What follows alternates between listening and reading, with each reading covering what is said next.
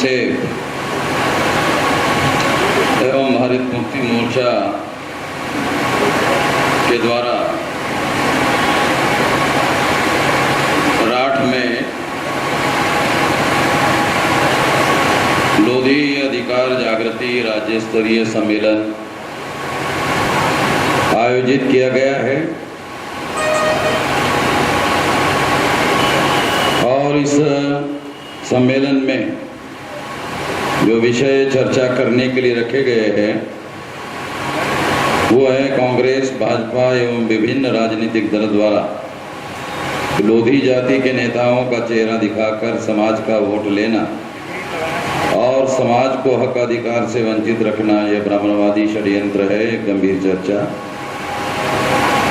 दूसरा है शासक वर्ग के द्वारा लोधी जातियों का मूल इतिहास को दबा कर रखना, यह जाति को वास्तविक नेतृत्व न मिलना ही उनके राजनीतिक, सामाजिक, आर्थिक पिछड़ेपन का मूल कारण है, गंभीर चर्चा। दूसरा विषय है। तीसरा विषय है उत्तर प्रदेश में माया मुलायम द्वारा अति पिछड़े वर्ग का अलग से सूची बनाकर विशेष सुविधाएं ना देना और अति पिछड़े वर्ग को अनुसूचित जाति में शामिल करने हेतु असंवैधानिक संस्कृति करना अति पिछड़े वर्ग के साथ अक्षय में धोखेबाजी एवं अपराध है, गंभीर चर्चा। ऐसे 3 विषय आज यहाँ चर्चा करने के लिए रखे गए हैं। सभी विषयों पर थोड़ी थोड़ी बात आप लोगों के सामने मैं रखना चाहूँ। साथियों, इसके पहले कि इन विषयों पर कुछ जानकारी आप लोगों को दूं, मैं एक और विषय है जिसके बारे में पहले कुछ बात आप लोगों को करना चाहता हूं। 9 सितंबर को एक दिवसीय धरना प्रदर्शन का कार्यक्रम भारत मुक्ति मोर्चा के द्वारा तहसील मुख्यालय राठ में रखा गया है और इसमें 3 विषय हैं। एक विषय है राठ को ब्रह्मानंद नगर से जिला बनाया जाए, दूसरा है ब्रह्मानंद विश्वविद्यालय बनाया जाए, तीसरा है आवारी पशुओं का बंदोबस्त किया जाए। ये तीनों विषयों को या तीनों मुद्दों को लेकर तहसील मुख्यालय पर राठ के एक दिवसीय धरना प्रदर्शन का कार्यक्रम रखा गया है। तो ये जो मांगे हैं, तो मैं ऐसा कहता हूँ कि इसमें एक काम जो 3 मांगे हैं, इसमें एक काम तो हम खुद ही कर सकते हैं। वो काम क्या कर सकते हैं कि स्वामी ब्रह्मानंद जी के नाम पर जिला बनाया जाए, ब्रह्मानंद नगर के नाम पर। यदि हम लोग सरकार कहे, सरकार माने या ना माने, हम लोग राठ को ब्रह्मानंद नगर मानना शुरू कर दें। नहीं समझ में आ रहा? सरकार माने, राठ को जिला माने या ना माने, ये तो बात की बात है। अगर हम प्रजा राठ को ब्रह्मानंद नगर मानना शुरू कर दे, लिखना शुरू कर दे, कोई भी पर्चा हम निकालते उसमें हम लोग ब्रह्मानंद नगर लिखना शुरू कर दे, अगर हम ऐसा कहना, बोलना, लिखना शुरू कर दे तो लोग जिस बात को मान लेंगे वही बात होगी। लोकतंत्र में तो लोग जिस बात को मानते हैं वही बात अंतिमता मान्य हो जाती है। तो मुझे ऐसा लगता है कि सरकार मानने की राह हमको नहीं देखनी चाहिए और हम खुद राठ को ब्रह्मानंद नगर कहना शुरू कर देना चाहिए। दूसरी बात, आप लोग भविष्य में राठ को ब्रह्मानंद नगर कहे या ना कहे, मैं तो आप लोगों को अपील कर रहा हूं कि आप ऐसा करें। मगर आप इसको कहे या ना कहे, मैं आज से राठ को ब्रह्मानंद नगर कहना शुरू कर देता हूं। आप इसको कहे या ना कहे, मैं तो आपको अपील कर रहा हूं। अगर आप नहीं कहते हैं तो मैं इसे ब्रह्मानंद नगर कहना शुरू कर देता हूं, और राठ में भविष्य में बामसेव का या भारत मुक्ति मोर्चा का कोई भी कार्यक्रम अगर होता है तो हम अपना पर्चा ब्रह्मानंद नगर से ही, नाम से ही छापेंगे। बोलेंगे, कहेंगे, लिखेंगे, हम ऐसा ही कहेंगे। और मैं अपने जिले के जो साथी है और यहाँ के जो कार्यकर्ता है उनको पब्लिकली ये हिदायत देता हूँ कि वो जो हिदायत मैं दे रहा हूँ राठ को ब्रह्मानंद नगर कहने, लिखने, बोलने की, इस बात को वो ध्यान रखे कि कोई भी भविष्य में जो पर्चा छापा जाएगा उसमें इसी तरह से लिखा जाना चाहिए। अब चौधरी जी, ये आपको ध्यान रखना है कि अभी इस गलती नहीं करने का है। सरकार की राह हमको नहीं देखनी कि मायावती करती है या मुलायम सिंह करते हैं या अखिलेश यादव करते हैं या नहीं करते हैं। हमको उनकी राह नहीं देखनी है। हम लोगों को जो जनता जिस बात को स्वीकार करेगी वही होगा। लोकतंत्र में तो यही होता है। इसलिए इस बात को आप आने वाले समय में ध्यान रखेंगे तो एक काम तो हम कर सकते हैं। इस बात को ध्यान में रखते हुए जो हम कर सकते हैं हमको इसके लिए ज़्यादा डिले नहीं करना चाहिए, लेट नहीं करना चाहिए। इसलिए मैंने ये सोचा कि इसे अभी से घोषित कर देते हैं। अभी जो विषय है जो मैंने पहले आप लोगों को पढ़ के सुनाए हैं, उन विषयों पर अपनी बात आप लोगों के सामने रखना चाहता हूं। साथियों, बामसेव के द्वारा, भारत मुक्ति मोर्चा के द्वारा, ऑफशूट संगठनों के द्वारा केवल राठ में नहीं या केवल बुंदेलखंड में नहीं, तो सारे उत्तर प्रदेश में जैसा सम्मेलन आज लोधी जागृति या लोधी अधिकार सम्मेलन लगाया गया है, वैसे सम्मेलन सारे उत्तर प्रदेश में अलग अलग तरह के जो सामाजिक समूह हैं उनके हो रहे हैं। और ऐसे कार्यक्रम केवल उत्तर प्रदेश में बामसेव और भारत मुक्ति मोर्चा के द्वारा ही नहीं हो रहे हैं, बल्कि बामसेव और भारत मुक्ति मोर्चा ये जो संगठन है ये 31 राज्यों में कार्यरत संगठन है और 31 राज्यों के 539 जिलों में इस तरह के कार्यक्रम सारे देश भर में चल रहे हैं। केवल आपके राठ में, हमीरपुर में या बुंदेलखंड में नहीं, सारे उत्तर प्रदेश में चल रहे हैं और सारे देश भर में चल रहे हैं। अब सवाल है कि इस तरह के जो कार्यक्रम हैं, ये कार्यक्रम बामसेव और भारत मुक्ति मोर्चा के द्वारा सारे देश भर में, सारे उत्तर प्रदेश में जो चल रहे हैं, जैसे फॉर एग्जाम्पल हम लोगों ने जून महीने में राजभर जातियों का एक सम्मेलन आजमगढ़ में लगाया। फिर उसके बाद में 6 जून को हम लोगों ने अदर बैकवर्ड क्लासेस का, ओबीसी के जातियों का एक बड़ा सम्मेलन अंबेडकर नगर में पूर्वी उत्तर प्रदेश में लगाया। फिर उसके बाद में 12 जुलाई को इलाहाबाद में अति पिछड़ा वर्ग और सर्वाधिक पिछड़ा वर्ग, इन जातियों का बड़ा कार्यक्रम, बहुत बड़ी रैली का कार्यक्रम 12 जुलाई को इलाहाबाद में लगाया।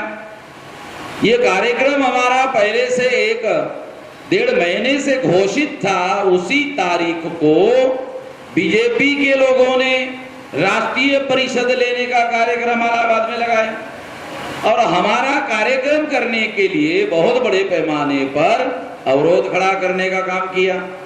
इसके बावजूद भी वो बहुत बड़ी रैली जो है वो वहां संपन्न हुई।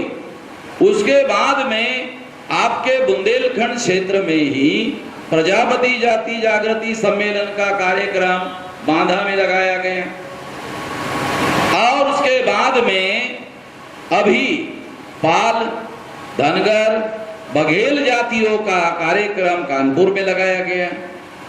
अभी ये जो राठ में ये लोधी जाति जागृति सम्मेलन हो रहा है और 4 अभी सितंबर को जो कार्यक्रम हो रहा है कोरी जाति जागृति का हो रहा है।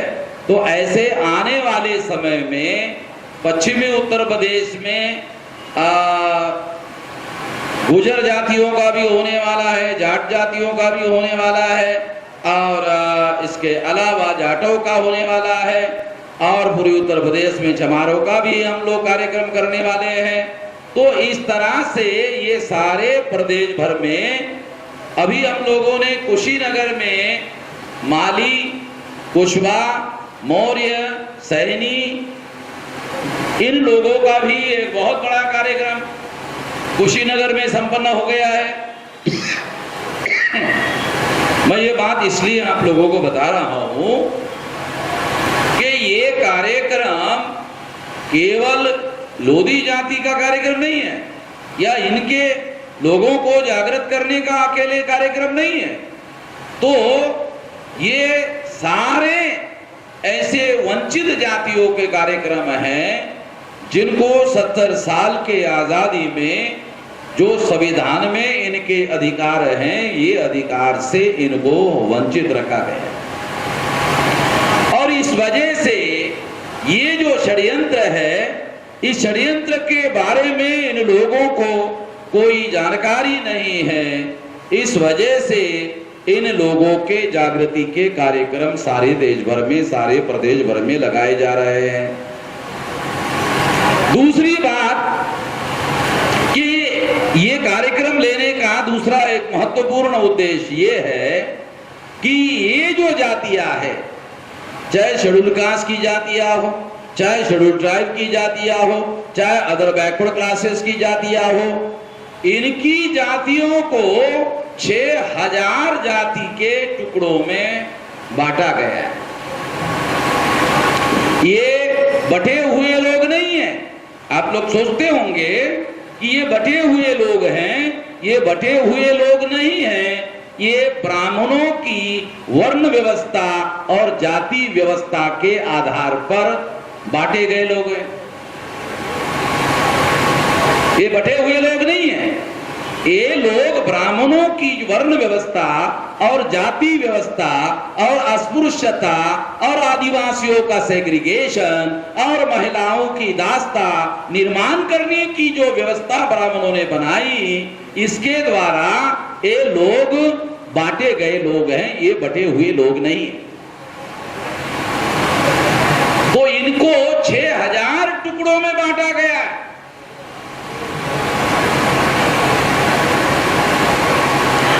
लोगों को ये जानकारी नहीं है। बहुत सारे हमारे लोग अपने जातियों के ऊपर गर्व करते हैं। मैं ऐसा कहता हूं, जातियां गर्व करने लायक नहीं है, क्योंकि जातियों के आधार पर ब्राह्मणों ने हमें बांटा। बांटने की वजह से हमारी संख्या छोटी छोटी हो गई और छोटी संख्या होने की वजह से हम प्रतिकार विहीन हो गए, हम प्रतिकार करने लायक नहीं रहे। इस वजह से ब्राह्मणों ने गुलामी हमारे लोगों पर थोप दी। ब्राह्मण हम इतनी ज्यादा संख्या हमारी है, 85% हमारी संख्या है। 132 करोड़ लोगों में 85 करोड़ संख्या कितनी होती है? ये 100 करोड़ से ज्यादा होती है। ये गिनती कर लेना। मेरा गणित तो ज्यादा पक्का नहीं है, मगर आप लोगों का हो सकता है, तो आप गिनती कर लेना।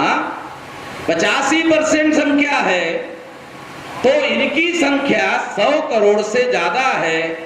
ब्राह्मणों की संख्या 3.5% है। मुझे नहीं लगता कि आप लोगों को इसके बारे में जानकारी है कि ब्राह्मणों की संख्या 3.5% है। 3.5% संख्या ब्राह्मणों की है, तो 3.5% संख्या 100 करोड़ से ज्यादा लोगों को गुलाम कैसे बनाकर रख सकती है? कभी आपने सोचा? 3.5% ब्राह्मण, 100 करोड़ से ज्यादा हम लोग हैं इस देश में, उनको गुलाम बनाकर कैसे रख सकती है? नहीं रख सकती। मगर वो गुलाम हम लोगों को बनाने में कामयाब हो गई है। तो कोई तो रहस्य है जिसे जानना जरूरी है। रहस्य ये है कि उन लोगों ने 100 करोड़ जनसंख्या के लोगों को 100 टुकड़ों में नहीं बांटा। अगर 100 टुकड़ों में बांटते तो हर एक की 1-1 करोड़ जनसंख्या होती। फिर भी ब्राह्मणों की 5 करोड़ जनसंख्या है, अकेले ब्राह्मणों की 5 करोड़ है, और हर जाति की 1-1 करोड़, फिर भी 5 गुना ज्यादा है। आपको समझा रहा हूं, ये मैं भाषण नहीं करता हूं, मैं आपको समझाता हूं। जो मैं समझ चुका हूं वो मैं आपको समझा रहा। ब्राह्मणों ने हम मूल निवासियों को अगर 100 जातियों में बांटा होता तो 1-1 करोड़ जनसंख्या होती। 200 समझो कि 50-50 लाख में बांटे होते तो भी 50 लाख की संख्या होती। अगर 200 जातियों में बांटते तो 50 लाख होती। 400 में बांटते तो 25 लाख होती। 6000 जाति के टुकड़ों में बांटा, कितनी रह गई? जरा गिनती करो तो कितनी रह गई? लाखों में आ जाती है, और बहुत ज्यादा नहीं, 5-10 लाख में आती है। अब ब्राह्मणों की संख्या हो गई 5 करोड़, आपकी हो गई 5 लाख एक जाति की। हर जाति की हो गई 4-5 लाख। अब हर जाति की 4-5 लाख हो गई, तो वो हर जाति का आदमी क्या सोचता है?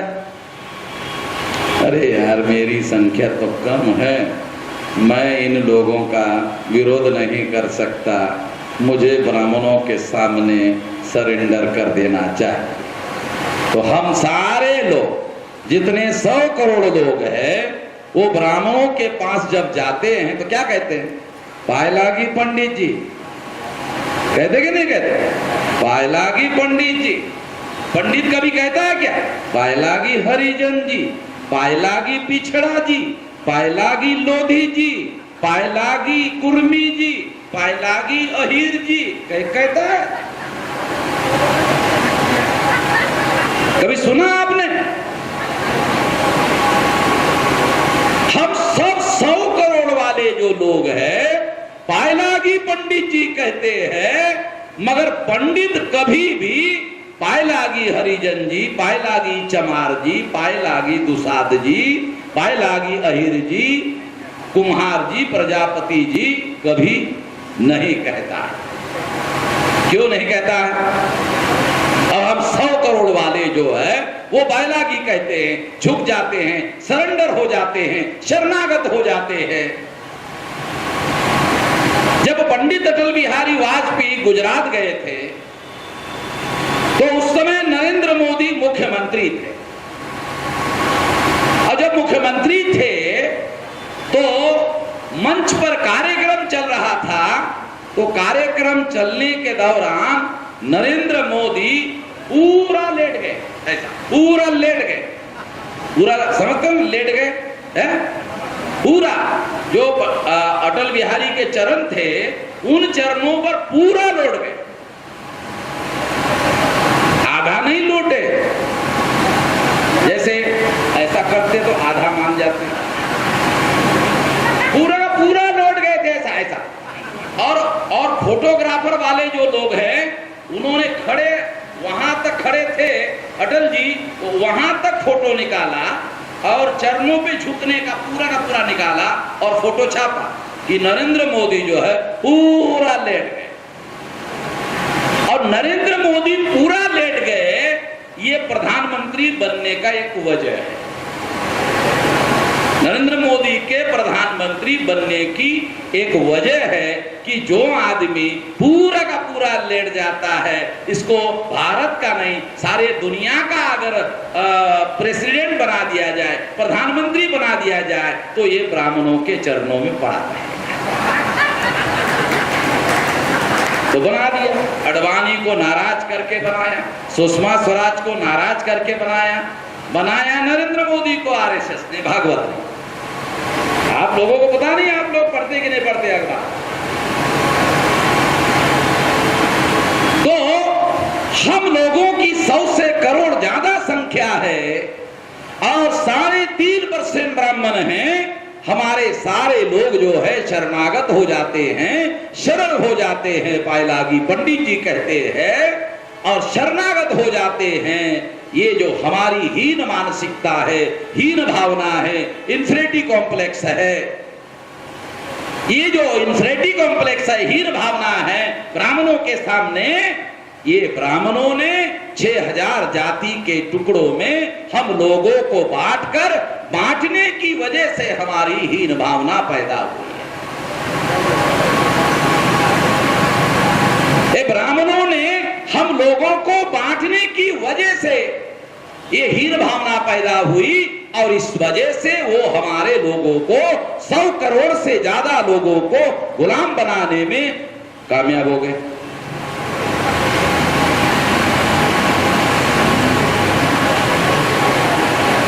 ये बात आप लोगों को समझना है सबसे पहले। और जो ब्राह्मण आप लोगों को गुलाम बनाने में कामयाब है, वो लोधी के घर में शादी लगाने के लिए आता है,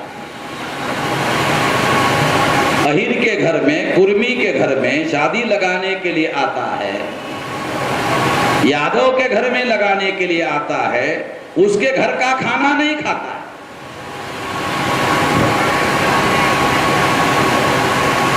मैं ये सारी चीजें जानता हूं, इसलिए आप लोगों, मैं देहात का रहने वाला हूं, मेरे से कोई छुपी छुपाई बात नहीं चल सकती। मैं सारे एविडेंसेस मेरे पास रखता हूं, इसके आधार पर बोल रहा हूं। ये ब्राह्मण लोधी के घर में, कुर्मी के घर में, अहिर के घर में शादी लगाने के लिए आता है और दान और दक्षिणा लेता है, सीधा मांगता है और सीधा मांग कर पोटली में बांध कर गेहूं, चावल, दाल, खारीक, बादाम, घी बांध कर घर में लेके जाता है, घर में पकाता है, घर में पकाकर खाता है।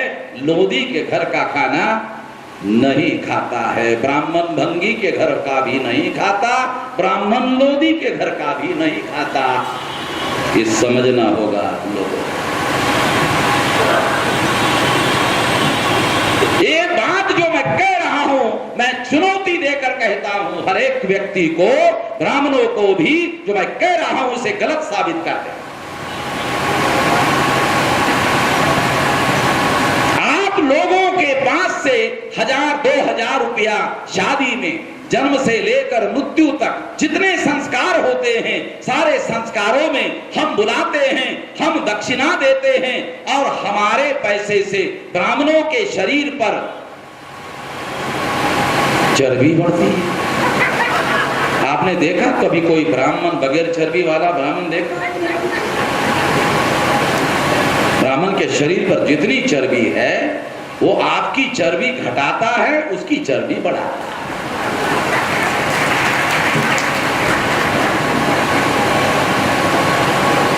उसके पीछे ये सोच है कि आपसे ही पैसा लेता है और उस पैसे का उपयोग आपको गुलाम बनाने के लिए करता है।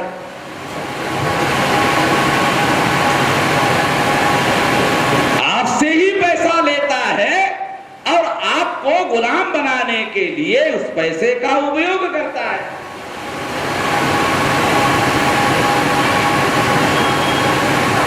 तो इस तरह से उन लोगों ने 6000 जाति के टुकड़ों में बांटकर हमारे लोगों को इस देश में गुलाम बनाया, मगर इसके बारे में लोगों को जानकारी नहीं है। इसलिए हम लोगों ने कार्यक्रम बनाया, देश भर में कार्यक्रम बनाया, सोशल नेटवर्किंग का कार्यक्रम बनाया, भौगोलिक नेटवर्किंग का कार्यक्रम बनाया। हमारे लोग 6 लाख गांवों में निवास करते हैं, तो हमने कम से कम 30 राज्यों में, 550 जिलों में, 5000 तहसीलों में, 50,000 ब्लॉक में, 6 लाख गांवों में संगठन बनाने का फैसला किया कि सारे देश भर में संगठन बनाया जाए और इन लोगों को जगाया जाए। तो हम लोगों ने कार्यक्रम बनाया कि 6 लाख गांवों में संगठन बनाया जाए और इन लोगों को जगाया। सबसे पहला कार्यक्रम जगाया जाए। पहला कार्यक्रम है जगाया। यहां मैं आपको वोट मांगने के लिए नहीं आया और ना मैं चुनाव में खड़ा हूं, ना मैं चुनाव में लड़ने वाला हूं। भविष्य में कभी भी आप लोग जाग जाए और ब्राह्मणों के गुलामी से आजाद हो जाए, बस इतना ही चाहिए और कुछ नहीं चाहिए। हमारा आदमी जाग जाए और ब्राह्मणों के गुलामी से आजाद हो जाए तो सारी चीजें हम अपने बलबूते पर हासिल कर लेंगे। हमें मांगने की जरूरत नहीं रहेगी, हम आजाद हो जाएंगे, अपने बलबूते पर सारी चीज हासिल कर लेंगे। तो इस तरह से सबसे पहला कार्यक्रम है भौगोलिक नेटवर्किंग का। 6 लाख गांवों में संगठन बनाया जाए, फिर 6000 जाति के लोगों को जगाया। 6000 जाति के लोगों को जगाया जाए। जगाया जाए का मतलब कौन सा है? दुश्मन को जानो, दुश्मन को पहचानो। और अगर तुम डॉक्टर हो, इंजीनियर हो, वकील हो, IAS हो, IPS हो, IRS हो, अधिकारी हो, पदाधिकारी हो, MLA हो, MP हो, मंत्री हो, संतरी हो, यदि तुम जागृत नहीं हो, अगर तुम जागृत नहीं हो, कुछ फायदा नहीं है तुम्हारे पढ़े लिखे होने का, अधिकारी होने का। क्यों? क्योंकि फिर तुम ब्राह्मण का शिकार हो जाओ। बहुत सारे हमारे लोग कांग्रेस में हैं और वहां लात खाने के बाद हमारे पास आए हैं, कहें कि वहां तो पूरा ब्राह्मणवाद है, तो लात खाया उसके बाद आए। और कुछ लोग नहीं आए, कुछ बीजेपी में चले गए, फिर वहां लात मिलती है। फिर कुछ बीजेपी में लात मिलने के बाद फिर आता है, कहता कि उधर भी साला लात पड़ता है। तो ब्राह्मणों का संगठन लात नहीं पड़ेगा तो क्या तुमको सर पर बिठाया जाएगा? ब्राह्मणों ने अपना वर्चस्व बनाए रखने के लिए संगठन बनाया, आपको गुलाम बनाए रखने के लिए बनाया, तो क्या आपको सर पर बिठाएंगे? आपका इस्तेमाल करने के लिए उन्होंने संगठन बनाया। वो आपको एक काम देते, क्या काम देते हैं? आपको कौन सा काम देते हैं? देश चलाने का काम नहीं, ये काम तुम्हारा नहीं। प्रशासन चलाने का काम नहीं, तुम इस लायक नहीं, क्योंकि तुम नौकरी आरक्षण मांगते हो तो वो क्या कहते हैं कि तुम्हारे पास मेरिट नहीं। मेरिट नहीं का मतलब क्या है? कि तुम लायक नहीं हो। लायक नहीं हो का क्या मतलब है? नालायक हो। लायक नहीं हो इसका मतलब यही ना कहते नालायक हो।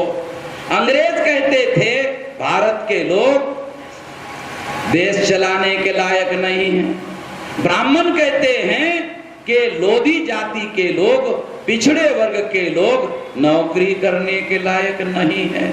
इसका मतलब है अंग्रेजों की बोली और ब्राह्मणों के बोली में कोई अंतर नहीं है। ये पहचानना हो, ये जानना होगा। यही जागृति का पहला सबक है। जब तुम्हें पहला ही सबक मालूम नहीं है तो दूसरा काय को समझाओ। तुम लोगों